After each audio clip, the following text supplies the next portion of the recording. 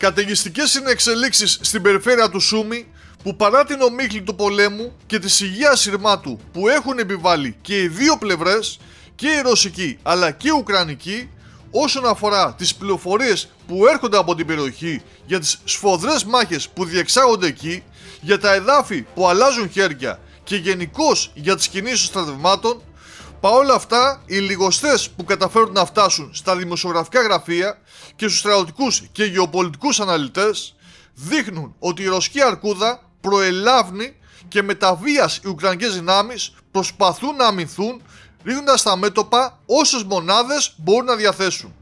Πιο συγκεκριμένα λοιπόν, το Ρωσικό Υπουργείο Άμυνας ανακοίνωσε πριν από λίγα λεπτά ότι οι Ουκρανοί έχασαν έναν ακόμα οικισμό, τον Βοντόλαχη, με το ρωσικό στρατό να εισέρχεται εντός αυτού και να αναγκάζει τις ουκρανικές δυνάμεις που βρίσκονταν εκεί να υποχωρήσουν υπό το βάρος των ασφυκτικά πυκνών πυρών που δεχόντουσαν. Ενδεικτικό μάλιστα της σοβαρά δυσμενής κατάστασης που υφίσταται αυτή τη στιγμή στην περιφέρεια του Σούμι για τους Ουκρανούς, από τη μεγάλη, όπως όλα δείχνουν, ρωσική επίθεση σε πολλαπλές κατευθύνσεις μάλιστα, είναι ότι λίγο νωρίτερα, σύμφωνα με ρωσικά μέσα ενημέρωσης, οι αρχές της περιοχής ανακοίνωσαν υποχρεωτική εκένωση για 11 ακόμη οικισμούς. Ενώ υπενθυμίζουν ότι σύμφωνα με ουκρανικά μέσα ενημέρωσης είχε προηγηθεί και άλλη εντολή εκένωση στην περιοχή σε περισσότερους από 200 οικισμούς.